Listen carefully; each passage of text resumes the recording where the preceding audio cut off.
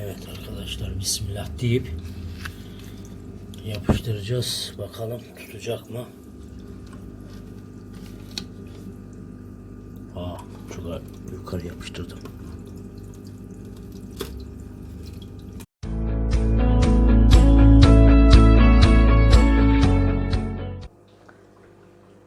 Herkese selam arkadaşlar. Bugün akvaryumumuzda bir sıkıntı vardı, onu halledeceğiz. Akvaryumumuzun sum kısmından su kaçırıyor. Su sesi aldım çünkü bir şırıl şırıl ses geliyor. Hani sandım bir yerden su akıyor. Bir baktım aradan su kaçırıyor. Oraya da şöyle bir çözüm bulduk. Yani aslında orayı yapmam için komple suyu boşaltıp sum tarafını silikonlamam gerek. Buna da çözüm olarak şöyle bir suya yapışan bant aldım. Yani sudan etkilenmeyen bant aldım. Siparişi verdim. Şimdi onun denemesini yapacağım. Bakalım faydasını göreceğiz mi? Eğer faydasını göremezsem komple bir içinin suyunu boşaltıp silikonlayacağız. Bunu da sipariş verdim. Yani çok geç geldi aslında. Normalde internetten sipariş verdiğin zaman, hepsi buradan sahibinden veya diğer sitelerden verdiğin zaman 2 güne gelmesi lazım. Bu bize 4 güne geldi. 2 gün kargoda bekledi. Yani en sonunda kendim gittim aldım. Gebze'de Aras Kargo Palmiye Şubesi. Bakın burada da yazıyor. Adreste, yani tam Gebze'nin merkezinde olmamıza rağmen kendileri getirmedi. Akşam gittik, bir saat uğraştık, bekledik, kargomuzu aldık. Yani bu işlerde, bu kargodan gerçekten yani işlerini severek yapan yok yani. Yani sonuçta bu işten para kazanıyorsunuz. Yani severek yapın işinizi. Gerçekten öyle. Bu konuda çok kişi mağdur. Özellikle Aras Kargo'dan çok kişi mağdur. Ben daha önceden de yine bu şekilde aynı sorunu yaşamıştım. Ürünü almak için 2 gün kargoda bekledi. En son gittim kendim aldım. Yani gerçekten yazık. O kadar kişi çalışıyor. Yani işini severek yapmalar lazım. Şimdi suda yapışan bantımızı bir açalım. Bakalım ürünümüz nasıl.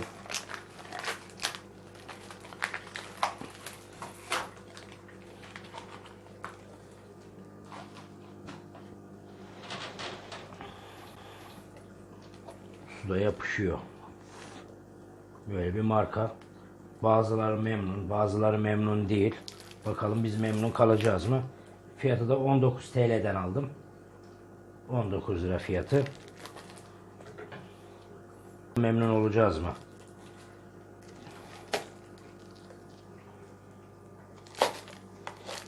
Yani İnşallah olur, işimizi görür. Yoksa suyu komple boşaltacağız. Sum tarafına silikon yapacağız. İnşallah işimizi görür de. Ya, değişik bir kokusu var. Şöyle bir şey. Şöyle böyle.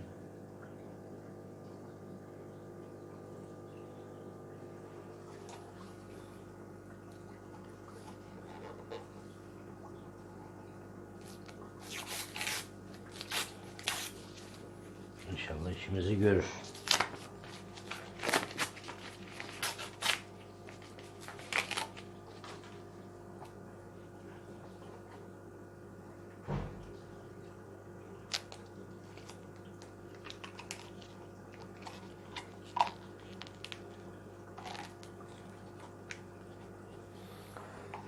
Su kaçıran yeri de göstereyim arkadaşlar. Tam şu kenardan, silikonlu yerden içeri doğru su sızdırıyor. Hatta birazdan kapağını açıp oradan da bakalım. Zaten bantımızı da oradan yapıştıracağız. Bu arada balıklarımız da korktu nedense. Kameradan korktular. İçeriye doğru bantımızı yapıştıracağız. Dediğim gibi inşallah yapışır, işimizi görür. Bir daha suyu boşaltmak zorunda kalmayız. Gerçekten. Bu arada şöyle yavru balıklarımız da çoğalıyor arkadaşlar.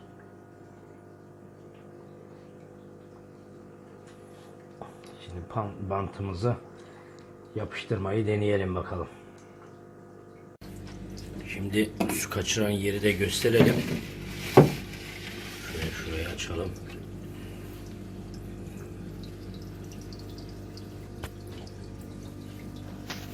Evet arkadaşlar, bakalım. Buradan görebilecek miyiz? Bakın. Su kaçan yer burası.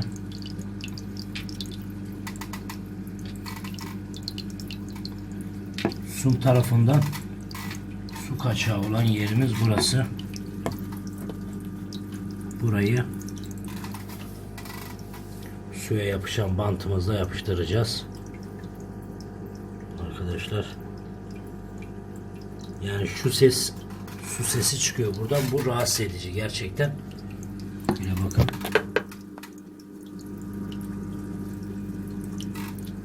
Ya bu ses rahatsız edici bir ses. Şimdi bantımızı açalım, yapıştıralım bakalım.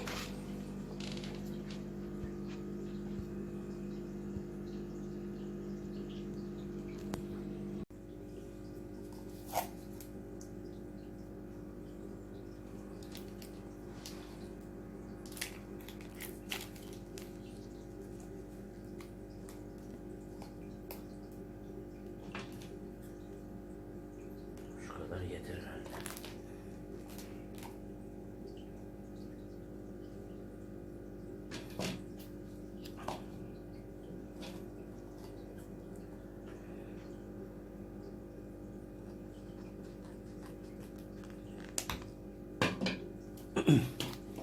Bu kadar yeter inşallah. Evet, yapıştırmamızı şöyle açacağız. Direkt suya yapıştıracağız. Hadi bismillah.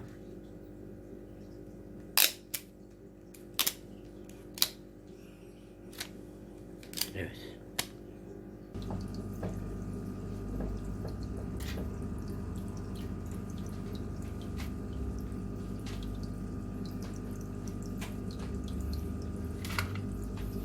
Evet arkadaşlar, bismillah deyip yapıştıracağız. Bakalım tutacak mı? Çok yukarı yapıştırdım.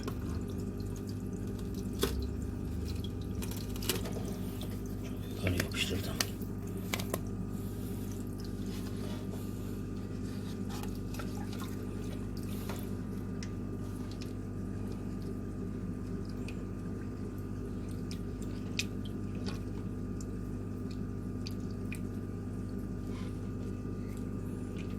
Evet. İlk denememiz başarısız oldu arkadaşlar.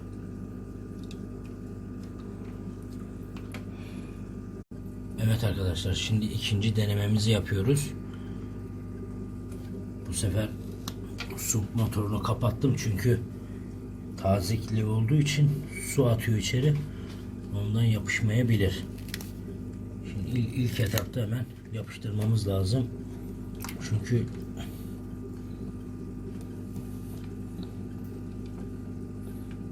yani hemen suya yapıştırmamız lazım ama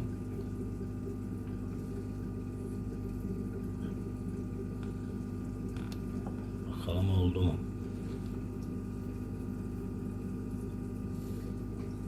İlk etapta hemen yapışması lazım ama maalesef yapışmadı. Yani reklamlarında gösterdiği gibi hemen suya yapışmıyor arkadaşlar. Neden yapışmadı anlamıyorum.